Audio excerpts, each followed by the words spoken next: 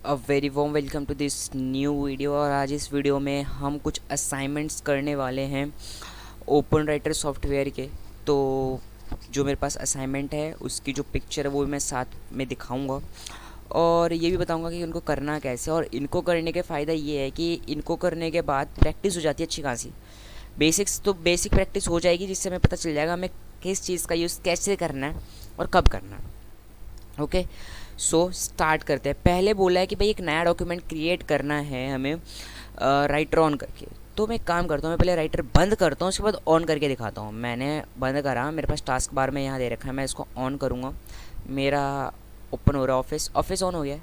ठीक है, अब ये तो ऑन हो गया बट मेरे को अब नई फाइल बनानी है। तो मैं फाइल पे जाऊँगा, न्यू न्यू पे जाऊँगा, यहाँ पे टेक्स्ट डॉक्यूमेंट कर दूँगा और ये मेरा एक नया फाइल बन चुका है। तो मैं पहले फाइल को एक बंद कर रहा हूँ, दूसरा फाइल मेरा स्टार्ट है। ठीक है, इतना हो गया। अब हमें बोला है कि इन्होंने सिंबल बनाना है, स्माइली का सिंबल क्रिएट करना है। तो सबसे पहले हम जाएंगे व्यू में, व्यू टैब में जाना है। व्यू टैब में जाने के बाद यहाँ पर एक ऑप्शन होता है टूल बार। टूल बार में यहाँ पे ड्राइंग का ऑप्शन होता है। इस पर आप जिन पे क्लिक होता है ना, वो टूल बार नीचे वाले हिस्से में, ऊपर वाले हिस्से में कहीं ना कहीं दिखाई देने लग जाता है, जिसके कारण आसानी हो जाती है सेलेक्ट करने में ऑप्शंस को। तो मैंने पहले ही राइट क्लिक कर रखा है, तो ड्राइंग ऑप्शन यहाँ पर है। तो मैं काम करता हूँ कि ये नीचे दे रखा है यहाँ पे, तो ये सिंबल है यहाँ पे शेप, तो मैं इसको ओपन कर लेता हूँ। ठीक है, और जैसे मुझे ये बनाना है तो मैंने इसके ऊपर एक क्लिक किया और मुझे क्रिएट करना है। ठीक है, मैं कलर यहीं कलर भी यहाँ से चेंज कर सकता हूँ। इमोजी ज़्यादातर येलो के होते तो मैं येलो के बनाऊँगा ज़्यादातर। लो देखो, येलो आउटलाइन है। ओके,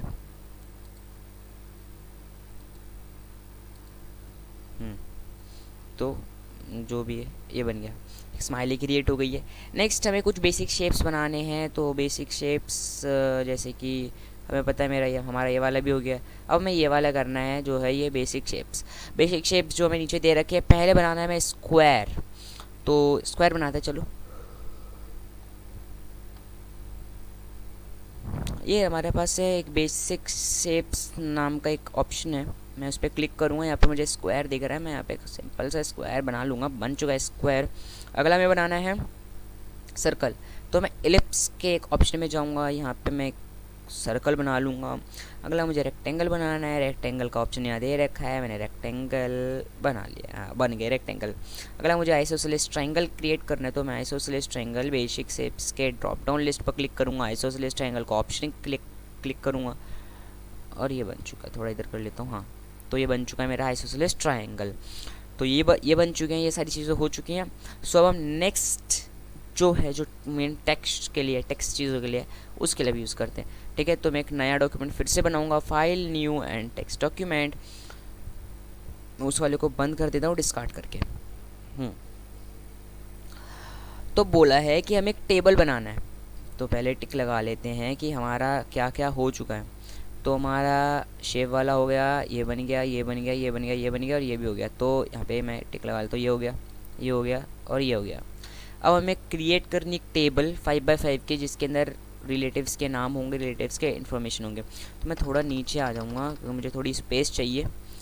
मैं यहाँ पर इंसर्ट में जाऊँगा, इंसर्ट में जाने के बाद यहाँ पर एक टेबल का ऑप्शन है जिसका शॉर्टकट किया Ctrl+F12। तो हम कोशिश करेंगे जितनी भी चीज़ें जो Ctrl+F12 मतलब जो चीज़ें शॉर्टकट से हो सकते हैं हमने शॉर्टकट से करने की कोशिश करेंगे। तो मैं Ctrl+F12 दबाऊँगा एंड देखो मेरे पास एक ऑप्शन आ गया है। तो मैं इसमें कॉलम सेलेक्ट करूँगा, रोज सेलेक्ट करूँगा और ओके दबाऊँगा एंड हियर इट इज़, ये हो चुका है। जो जो हमें चीज़ें फिल करने वो कर लेते हैं। नेम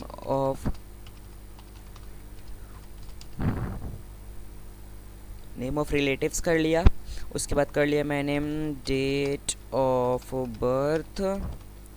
ओके, हाँ। अगला मैं कर रहा हूँ कॉन्टैक्ट नंबर। ओके, नेक्स्ट है मेरा पोस्टल एड्रेस एंड नाउ अब है मेरा ईमेल एड्रेस।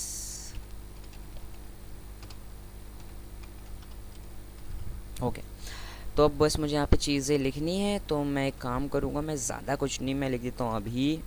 ठीक है, अभी के बाद मैं लिख रहा हूँ यहाँ पर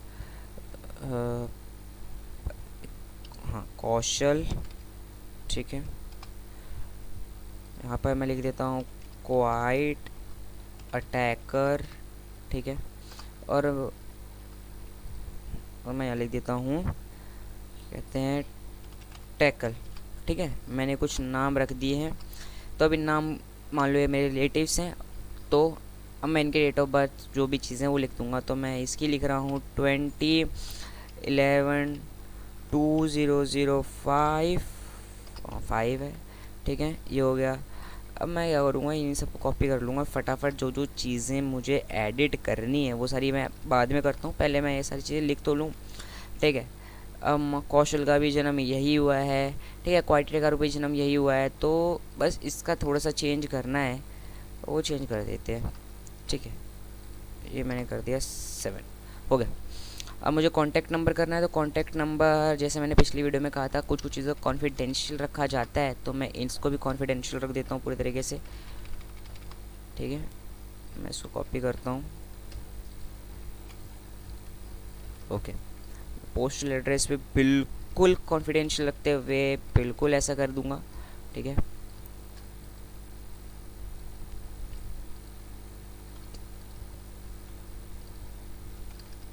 और ये जो है हमारा जीमेल एड्रेस, तो जीमेल एड्रेस भी हम कुछ ऐसे ही रख देंगे। ईमेल एड्रेस था तो हमने इसको @gmail.com कर दिया है। Ctrl+V Ctrl+V ठीक है। तो ये हो गया है, मतलब हमारे एक टास्क और कंप्लीट कर लिया। Congratulations, we have done a task. हमने ये वाला टास्क कर लिया, नेम बदला लिया, date of birth, contact number, ठीक है। तो ये सारी चीज़ें हमने इसमें फिल भी कर दी हैं। अब मुझे एक हेड ऑफ रिलेटिव के ऊपर एक टेबल पे टॉप पे डालना पड़ेगा, ठीक है। तो चलो डालते हैं। मैं जो एक तरह से भूले हुए हैं, तो मैं यहाँ पर एक टॉप में डाल देता हूँ, हेड का नाम डाल देते हैं। पर मैं देखो करना क्या होता है, जिस रो के नीचे डालना है जिस रो के ऊपर डालना है, आपको वहाँ पर पहले क्लिक करना है एंड देन आपको यहाँ पे इंसर्ट रो पर जाना है एंड देन क्लिक, हो गया। अब मुझे मान लो कि एक हेड है ये, मुझे इनकी सारी डिटेल्स भरनी पड़ेंगी, तो डिटेल भर दिया जैसे कि 01 एंड 87, ठीक है। तो ये आ गई एक डेट ऑफ बर्थ, और बाकी जो भी चीज़ें सो कॉपी कर लेते हैं, ओके ओके।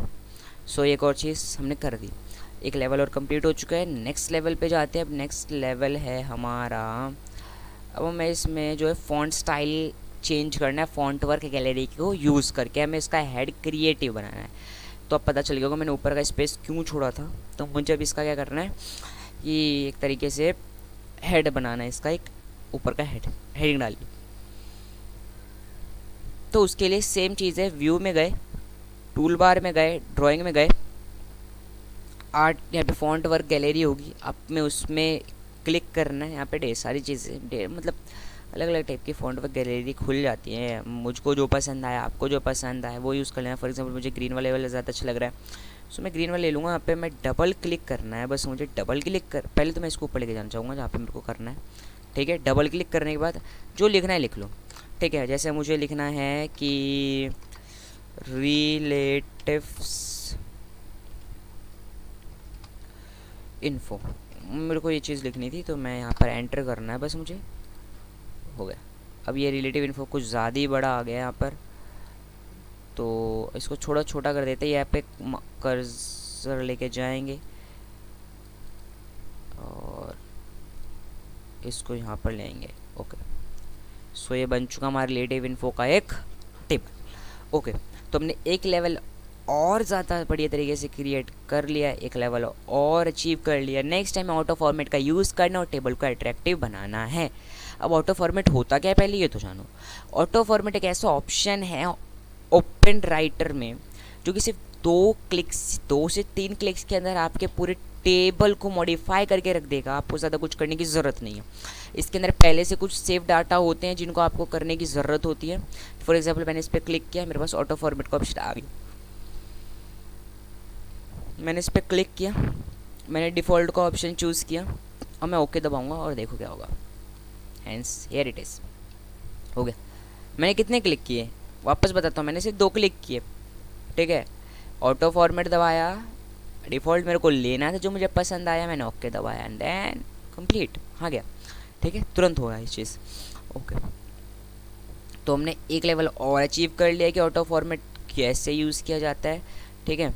अगला है कि हमें कॉलम डालना है पोस्टल एड्रेस के बाद, ठीक है, हॉबी का कॉलम जो कि भूल चुका है यूज़र, तो हमें एडिट करते समय इसे डालना है। पोस्टल एड्रेस पे मैं क्लिक करूँगा, जैसे मैंने पहले बोला था रोज़ और कॉलम के लिए सेम प्रिंसिपल यूज़ होता है कि आपको जिसके पहले जिसके बाद डालना है, पहले उसको सेलेक्ट करना पड़ता है, उस पर कर्सर रखना पड़ता है। मैंने कर्सर रखा हुआ है, मेरा आया, मैंने क्या किया, यहाँ पे कॉलम ऐड कर दिया, ये बस हो गया, ज़्यादा कुछ नहीं करना था, हो गया। अब मैं यहाँ पे लिख दूँगा हॉबी, बस हो गया, हॉबी लिख दिया। जैसे मेरा है भाई प्लेइंग गेम्स, ठीक है, और नहीं, इनका है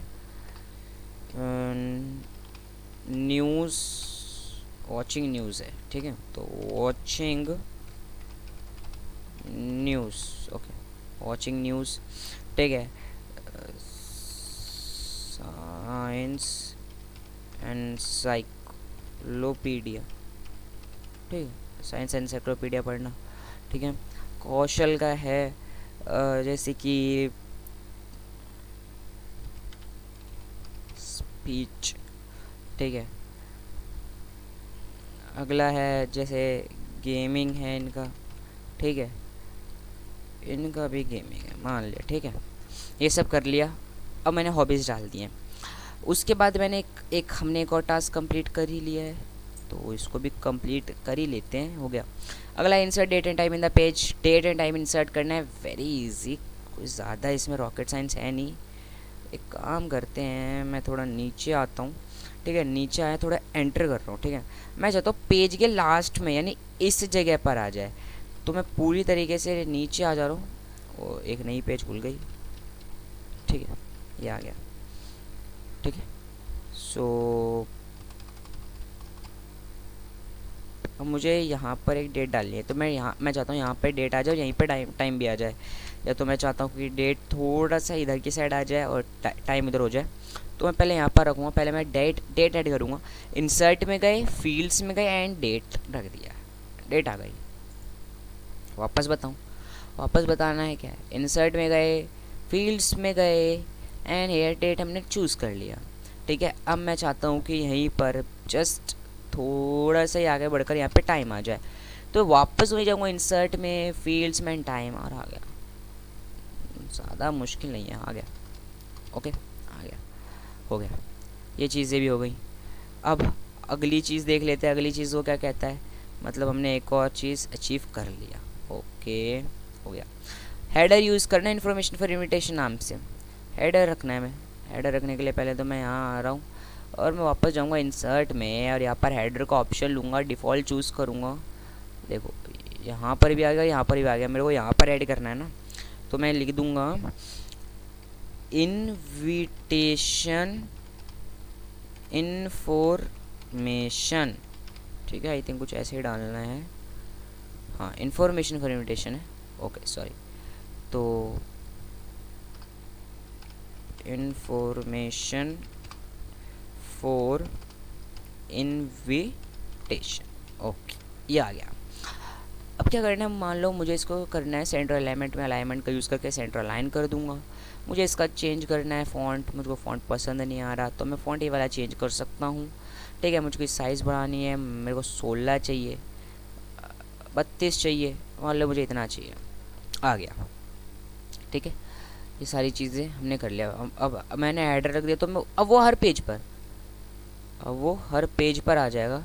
एक मिनट, डेट एंड टाइम यहाँ से गायब हो गया ना, थोड़ा ऊपर ले लेते हैं इसको, हाँ यहाँ पर ले लेते हैं, ये तो मैं काम करते हैं टेबल के साथ ही ले लेते हैं इसको, हाँ टेबल के साथ। यहाँ पर मैं डेट डालना चाहता हूँ, इंसर्ट फील्ड्स में डेट डाली, ठीक है, और जस्ट यहीं पे मैं चाहता हूँ कि इंसर्ट में जाए, फील्ड्स में जाए, टाइम ऐड कर लिया, ओके, तो मेरा ये काम भी हो गया। तो हमने एक और लेवल जो है पार कर लिया है इसका। अब मुझे स्पेलिंग एंड ग्रामर चेक करना है कंटेंट का, बहुत ज़्यादा इजी है। अब मुझे क्या है, मुझे F7 दबाना है, बस एक क्लिक करना है। एक minute, I am showing you. मैंने सिर्फ एक F7 दबाया है एंड नाउ देखो, F7 दबाया एंड कंटिन्यू चेकिंग कर लिया मैंने, ठीक है, ये हो गया। स्पेल चेक मेरा कंप्लीट हो चुका है। स्पेल चेक में अब जहाँ मुझे कोई गलती मिली तो मुझे बता देगा। अभी मेरे को यहाँ पर कोई गलती दिखाई नहीं दे रहा है, सो अभी तो कोई गलती नहीं दिख रही है। तो हमने स्पेल चेक भी यूज़ कर ही लिया है, ठीक है, यूज़ करना है, मैं यूज़ कर लिया हमने। अगला है सेव द डॉक्यूमेंट। लास्ट आया, ठीक है। अब जब इसमें हम सेव करेंगे, बंद करेंगे इससे पहले थैंक्स फॉर वॉचिंग, हम इसको करेंगे सेव एज एंड प्रोजेक्ट के नाम से कर देते हैं सेव। हो गया, पहले दे रखा था ना वो, पहले है तो मैं उसको रिप्लेस कर दूंगा। Yes, I want to replace this. हो गया मेरा काम। सो अब मैं इसको कर दूंगा पे बंद एंड फोटोशॉप बंद, या सो